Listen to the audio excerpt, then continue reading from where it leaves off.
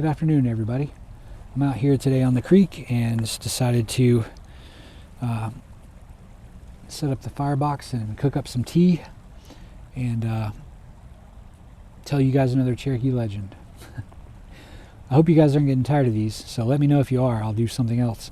But I really enjoy doing these, and I think that I like bringing out my ancestors' culture and the lessons that can be learned through these legends. I think are really good things. So today's legend is about the boy and the rattlesnake. There was a boy who was getting kind of bored one day, and he decided to go out for a hike and go up to the mountain, and he wanted to watch the sunset. So he heads off towards the mountain, and he's just doing his thing, walking along the trail, and decided to just hang out for a minute.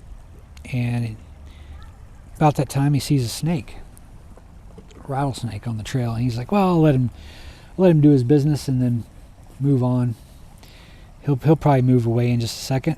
So he goes off, and he's sitting there, and he's watching the snake, and the snake notices him at this point, and he says, "Excuse me, boy, can you take me up to the top of the mountain and let me enjoy one last sunset before I die?"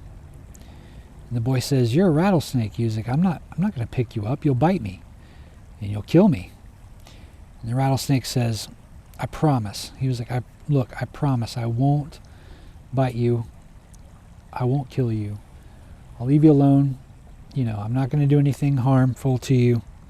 Just please take me up to the top of the mountain so I can see one last sunset before I die." So the boy says, "Okay, if you promise you won't bite me." He says, "Yeah, I promise I won't bite you." So after the sob story, the boy decides, against his own better judgment and against his gut feeling, okay, I'll take you up to the top of the mountain and we'll watch the sunset. So the boy scoops the rattlesnake up, and he puts him close to his chest and takes him off up towards the mountain. Well, they get to the top of the mountain, and they're watching the sun go down, and it's peaceful, and they're both quiet. They're not talking, not saying much of anything.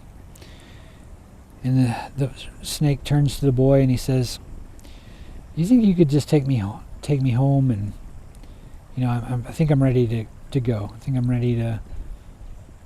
I made my peace. I think I just want to go." So the boy says, "Okay." He picks the snake up again, and he holds him close to his chest and heads off down the mountain. Well, before they could get all the way down, it started getting really late, and the boy was getting really tired, and he's, "I just want to stop, and we'll set up camp, and we'll continue on in the morning." The snake says, "Okay, I agree to that." So, fire's out. Oh well, I already made my tea, so it doesn't really matter. But the boy says, "Okay, we'll do that." So they set up camp, and everything's cool through the night. The snake curls up next to the boy for warmth. They sleep. They get up the next morning, and the boy picks up the rattlesnake, starts taking him back down the trail again towards where the rattlesnake lives, where he picked him up at. So he says, "Okay, I'm going to say my goodbyes and let you go on about your business." And he's like, "Thank you for taking me to the top of the mountain so I could see the sunset." The boy said, "You're welcome." Starts to set him down. The snake strikes, bites him right on the chest. The boy throws the snake down, and he says, "Why did you do that for? You promised me you would not bite me." The snake says, "You knew what I was when you picked me up." So I think that we can all learn a lesson from that. I think that a lot of people tend to trust people they shouldn't trust because they know who they are. They know how they are. I think that falls in line also with politicians and governments and doctors who are hired by politicians and governments. Because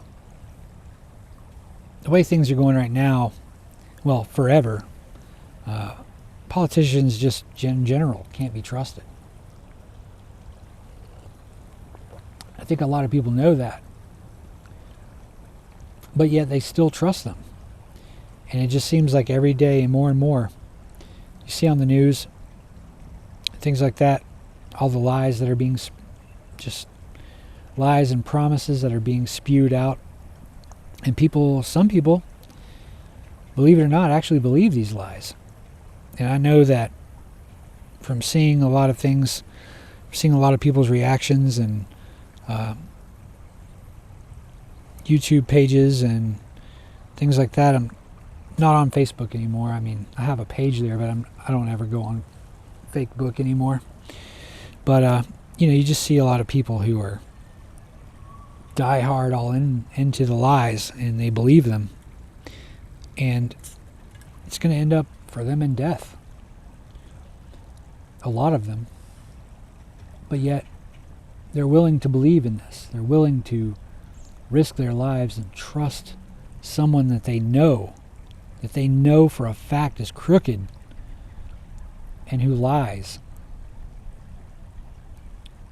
It just boggles my mind. But then again, I can't really speak too much on that because I've trusted people in my life that I knew were not trustworthy. And it ended up hurting me. So once you get a gut feeling about somebody, I think that it's very important that you, or if you just know that someone's not right, they're not trustworthy, I think it's really important that you don't trust that person. You don't associate with that person, because it's only going to bring you trouble, and it could even bring you death in some cases.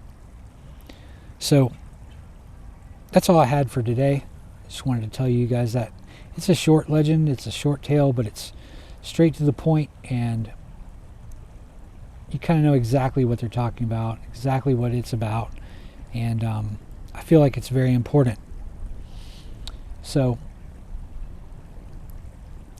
take what you will from that. And I'm going to hopefully do more of these. Hope you guys like these. If not, let me know. And I'll change it up a little bit. But I like telling these tales and sharing them with you guys, and sharing my culture and my ancestors' culture to you guys. I really enjoy it. And that's kind of what I set out to do on this channel. And I know I don't do a lot of bushcrafty things. I don't go out and do overnighters a lot. That's more of a time thing. I'm not making thousands of dollars off YouTube where I can quit my job and just do YouTube all the time.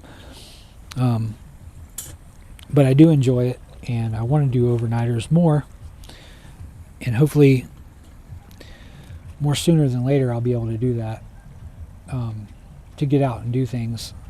But, I got a family, I got a job, I got a lot of things that I do. So please just bear with me on that, and I'll get out and do more bushcrafty things. But for right now, I think I'm going to change the channel name to something else, so that it doesn't imply that I'm a bushcraft channel per se. Like, I don't go out and do just bushcraft things. There's a lot of cool ASMR, I think that's what they're called, ASMR videos of bushcraft guys out there who go out and that's all they do, like put out like, 2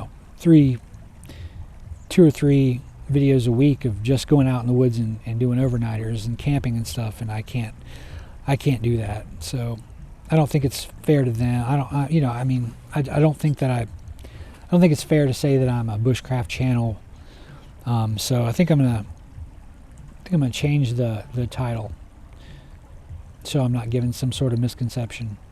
But on that, cheers to you guys, and see you on the next video. The next video is going to be pretty cool. I got a friend of mine who is a wildlife specialist, and she is going to come and talk to me and to all of you guys about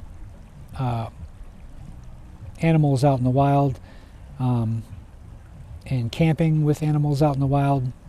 If anybody's afraid to go camping just because of animals, this will be a little help. This will be a helpful video for you.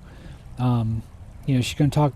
She's basically, her specialty is reptiles. So she's going to talk about snakes and things like that. But we're also going to talk about bears and bobcats and coyotes and raccoons and everything, pretty much just to ease people's minds on animals out in the wild and the effect of camping with animals out in the wild. So you guys stay tuned for that next week, and I'll talk to you guys later. Stay strong, and I'll see you on the next video.